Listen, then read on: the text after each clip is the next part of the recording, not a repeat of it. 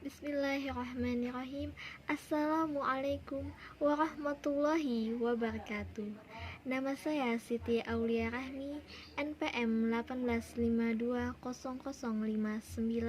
Saya mahasiswi dari Fakultas Studi Islam Universitas Islam Kalimantan Muhammad Arsyad Al-Banjari, Banjarmasin, semester 6. Di sini saya akan menjelaskan materi tentang pengembangan kurikulum di sekolah untuk memenuhi tugas mata kuliah Kapita Selekta Bahasa Indonesia MI atau SD yang diampu oleh Ibu Tutus Rani Arifa MPD. Yang pertama, saya akan menjelaskan tentang pengembangan kurikulum di sekolah. A. Pengertian pengembangan kurikulum di sekolah.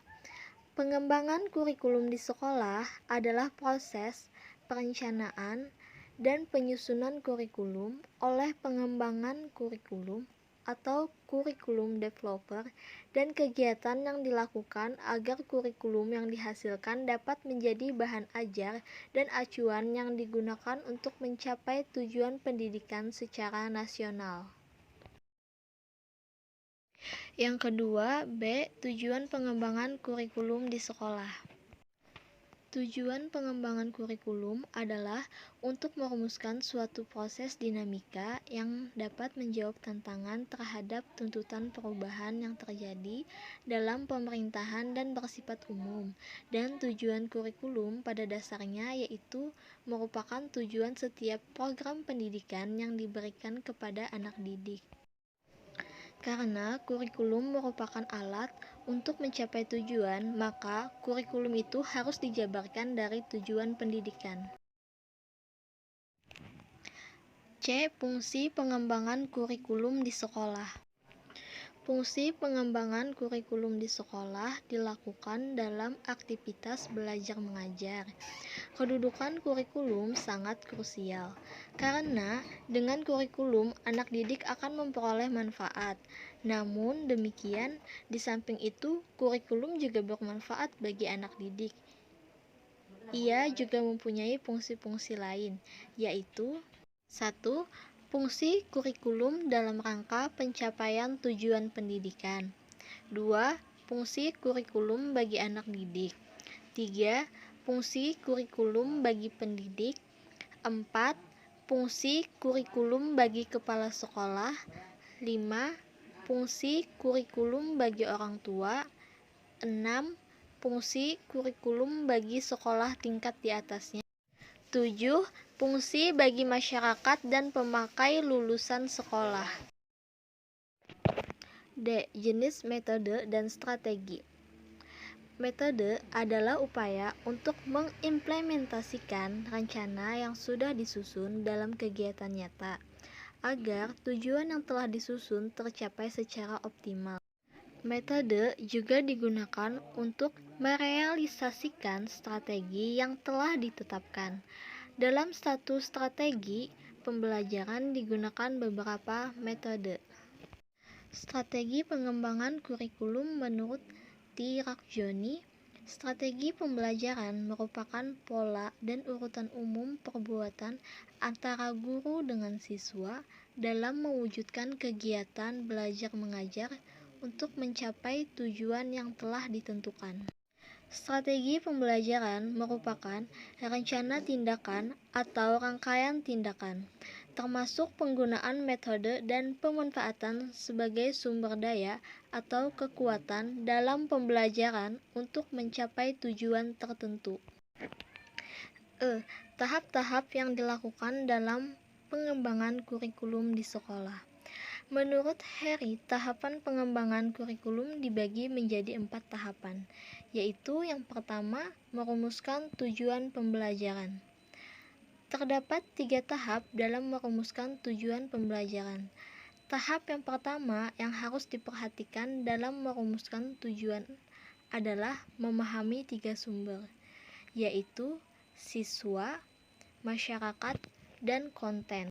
Tahap yang kedua adalah merumuskan tin type general objektif atau standar kompetensi dengan memperhatikan landasan sosiologi, kemudian diskren melalui dua landasan lain dalam pengembangan kurikulum, yaitu landasan filosofi pendidikan dan psikologi belajar, dan tahap yang terakhir adalah merumuskan kompetensi dasar. Yang kedua, merumuskan dan menyeleksi pengalaman-pengalaman belajar. Dalam merumuskan dan menyeleksi pengalaman-pengalaman belajar dalam mengembangkan kurikulum harus memahami definisi pengalaman belajar dan landasan psikologi belajar. Pengalaman belajar merupakan bentuk interaksi yang dialami atau dilakukan oleh siswa, yang dirancang oleh guru untuk memperoleh pengetahuan dan keterampilan. 3. Mengorganisasi pengalaman-pengalaman belajar. Pengorganisasi atau desain kurikulum diperlukan untuk memudahkan anak didik untuk belajar. Dalam pengorganisasian kurikulum tidak lepas dari berbagai hal penting yang mendukung, yaitu tentang teori, konsep, pandangan, tentang pendidikan, perkembangan anak didik, dan kebutuhan masyarakat. Pengorganisasian kurikulum bertalian erat dengan tujuan pendidikan yang ingin dicapai. 4. Mengevaluasi. Kurikulum langkah terakhir dalam pengembangan kurikulum adalah evaluasi. Evaluasi adalah proses yang berkelanjutan di mana data yang terkumpul dan dibuat dipertimbangkan untuk tujuan memperbaiki sistem. Hubungkan dengan komunikasi secara efektif. Pengembangan kurikulum di sekolah sangat penting dilakukan karena berhubungan dengan proses belajar mengajar. Penahapan perkembangan yang digunakan sebaiknya bersifat efektif. Untuk memperoleh komunikasi dua arah yang efektif dalam proses pembelajaran, guru dapat menggunakan 3 teknik dalam mengajar, yaitu 1. Teknik ketika menjelaskan. Proses penjelasan adalah tahap pertama seorang guru menjelaskan atau memperkenalkan sebuah topik pembelajaran. Ketika menjelaskan, guru sebaiknya menggunakan bahasa dan urutan yang logis dan mudah dipahami oleh siswa. Tahap yang kedua adalah memberi pertanyaan. Tahap ini adalah tahap terpenting dalam menciptakan suasana yang interaktif.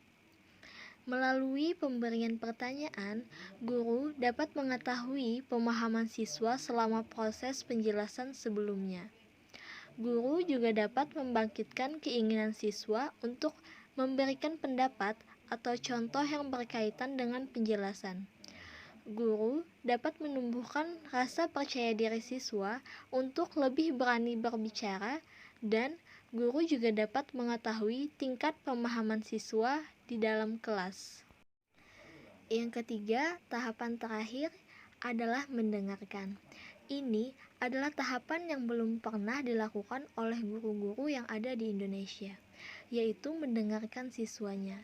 Padahal, melalui mendengarkan pendapat siswa, siswa akan lebih merasa dihargai, sehingga akan semakin tertantang untuk terus berbicara dan mencari berbagai informasi lainnya agar dapat menjawab atau memberi pendapat dengan benar. Sekian materi yang dapat saya sampaikan, semoga bermanfaat. Wassalamualaikum warahmatullahi wabarakatuh.